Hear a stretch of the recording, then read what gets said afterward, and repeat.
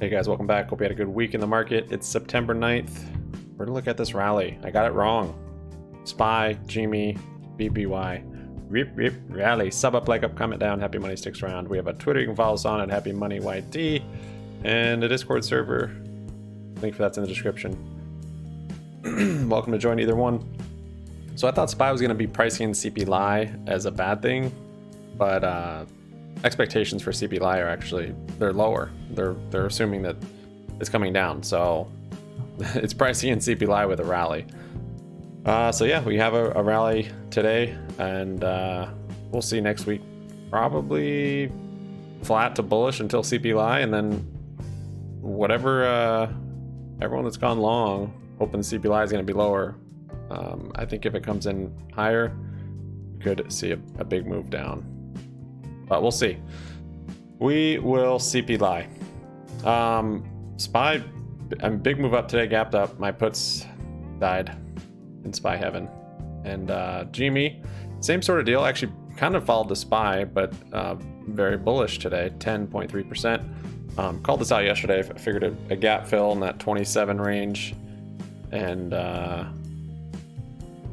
kind of just a bounce out of this oversold territory. Anything around 25 bucks and under is a buy, from what I can tell on GME. So it could still get back under there, and I think it probably will. I think we're kind of repeating this a type of trough pattern, maybe like here or here or here even, or here, all these different troughs. I feel like this is kind of what we're in right now. Maybe even this one. I'm not so sure about this happening though, unless if we have a bad CPI, and then this would be GME breaking our 19 support, like here, up here. So, yeah, we've come up to this resistance now in the kind of 29, 28 range. I think we'll probably kind of be choppy, probably retest 24, 25 area, I think, before we have a big move up. Today, volume's pretty low. Yesterday, volume was better. It's still not, I think, a cycle basically with high volatility and high volume and basically big moves. I don't think we're in that yet. I think we'll probably need to consolidate in this range for a bit first, and then have our move up in October. And we could just have kind of a steady rally until kind of an October peak, similar to here. Suppose that is a possibility, but that would put us like right here or maybe here.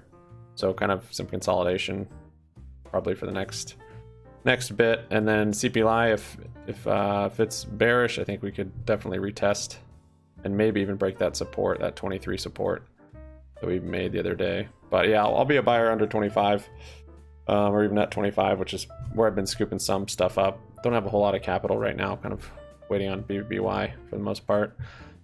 But yeah, today's pretty good. Borrow fee's still low, so my triggers haven't flipped to get calls basically.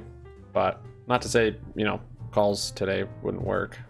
Depends on plan, strategy, and everything like that. But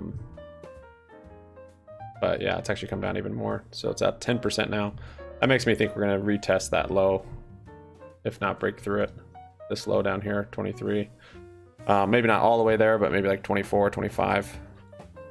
And yeah, today's price action is kind of interesting though. It's low volume, melt up, very natural. Looks like everything was traded on the lit exchange. Kind of unusual. This is what we usually see during like SLD period on the bullish side, the second week of it. This is what it would look like basically. That buy sell ratio you always see on Fidelity or whatever, like 80% buy and 20% sell.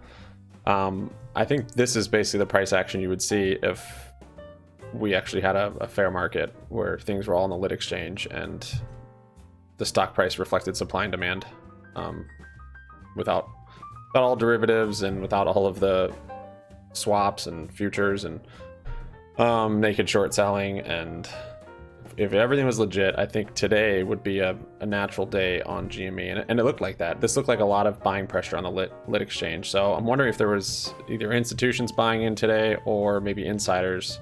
Now that they've had earnings, I think insiders can buy. Institutions maybe liked what they saw, beating expectations on EPS. partnership with FTX. Who knows? But not a whole lot of volume, and still a solid price action day, and very just very natural looking. You know what I mean? It doesn't look like a cycle type volatility movement that we see during this period or this period. This looks like just lit exchange buying. So wondering if we'll see some reports of insiders buying during this period, maybe today and even some yesterday. Yeah, so that's all good. 28.43, nice price. I picked up some at 30 on the way down. Wondering if it was going to break that support when it did. Then I waited till 25, picked up some around here. So I think we'll get another chance, and I'm hopeful for that, I guess, to go long. I've got about, if I can get out of the BBBY, I've got about another 90K or so I want to put in for this move up from 24, 25. Because I think we definitely could see the high 40s again, if not higher. But then again, on the weekly chart, we have crossed bearish, so hard to know. Weekly candle this week will look pretty good with that doji on the bottom there, showing some pretty strong support again in that 25 range. So I definitely think insiders could be selling, or buying rather. Today was IPO day. There's supposed to be 4, but it only ended up having 1. The other one's pushed back. So yeah, let's see, available upcoming. So Yash is one that IPO'd today. So I got Yash shares for $4. They only gave me like 84 shares though. I was requesting, which was like $190 worth or something. I was requesting $2,000 worth, and so that was the first sign to me that there might be some demand for this stock. Since I couldn't get all the shares I tried to get, that made me think it might be a good IPO. Same thing happened to me on HPCO. I only got like 5 or 10% of what I was trying to get, and this one, the first day, went pretty crazy. For whatever reason, I missed it. I mean, it happened real quick on this one. The first minute on HPCO, because I had these shares at $4, I think. What's our buy-in on here? $6. Yeah, you can see right here. So HPCO, average price, $6. So IPO'd 8, went up, excuse me, to 41. But this is a minute candle, so opened here, ripped up, and then came down here and halted. And it looks like the next minute it opened here just for a second and then halted again. So it would have been really hard to get that price on it. But I basically made these shares free in this range right here. But I didn't have many to make free, so that was HPCO. And this one, I didn't get many shares on. They just didn't give me many, so I was assuming higher demand. And same thing happened with Yash. I basically got like 5% of what I was trying to get. And again, yeah, this one gapped up. So opened up here like 30%, ripped up, halted some, traded the whole float in the first like 2 minutes, which is bullish to me. A 3 million float. Traded it real quick. Yeah, because there's 1.5 million. There's 233,000. That's because there was a halt. There's 1.4 million. So yeah, it was already traded right there. So I scaled out and made these shares free. So now I have 16 free shares of Yash. And yeah, I'll be able to just ride this one. This is I think a Japanese restaurant in SoCal. Ramen. So yeah, the IPO strategy is working great so far. That's, I think, 4 for 3 or 3 for 4. 3 for 4, I think is what we've done. Let's see. HPCO worked out, BIEF worked out, and Yash worked out. The only one that didn't work out is Jeff Brands. That's the one that opened up down 20%. I took my 20% loss and haven't looked back. So the IPOs they pushed till next week are these ones that we're getting into. So a Chinese one, which I actually have $4,000 going into, just because I'm more bullish on it. That one is for Monday, so that's actually, yeah, nice. That's on Monday. We'll see what they allocate to me for that one. And then these ones got pushed back. No labs and wearable devices both got pushed back to next Wednesday. All these are like tiny floats. That's what makes them, that's one thing that makes them appealing, where there'll be volatility at IPO, and they've more often than not have been gapping up at least 20 or 30%. So pretty easy to make shares free and potential for crazy upside, especially I think with the Chinese ones. I think we're still in a crazy Chinese IPO phase. So yeah, that's that one. Trading today, I did some sketchy stuff, some stupid stuff. Shorted some GME calls. I saw low volume. I didn't think the rally would just slowly grind up like today, like it was an SLD, but apparently it just did. I actually was able to get out of them with a small gain. Didn't want to keep stomach holding them because this thing is just holding up there strong. So sold a 28.5 right here, and then by the time I was here, I was down like 50% on it. And then by the time I was here, I was down like 150%. These options were moving like crazy, these dailies. Should just went long on them, really, 150% in that time. And I was able to get out of them here for a small profit. So that's just theta decay, which is cool to visualize. And then I sold 29 strike up here, somewhere around here, like here. And then those were down for most of the day. But yeah, I don't know what's wrong with me. I sell cover calls on, I like to sell into strength, and I didn't sell this entire time on cover calls. I had puts and I put debit spreads and did all right, but never did cover calls in this whole grind down. But then today, so I'm gonna take it easy on cover calls. Also because one of my kind of the rules I'm trying to set here with GME under 25 is a buy, calls, leaps, shares, whatever, and it's not a time to short it or sell calls, basically. You know, short puts, but not sell calls.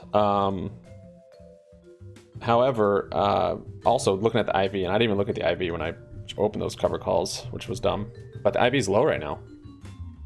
Even after today's rally, look, you're in double digits. This is for the monthlies, September monthlies, 89%, 90%. So that's really enticing, especially after a 10% move on today. The IV is still this low, and this is partially just from the earnings IV crush that we just had yesterday, or 2 days ago, whenever that was. So if I had more capital, I would be getting probably some calls. When I go into these, it'll most likely be in a week or two, and IV will be higher, but the option price might be cheaper because if there is some choppiness and some sideways trading that would burn theta. Yeah, so, but right now getting leaps, I mean, leaps, I think the IV is a little bit higher.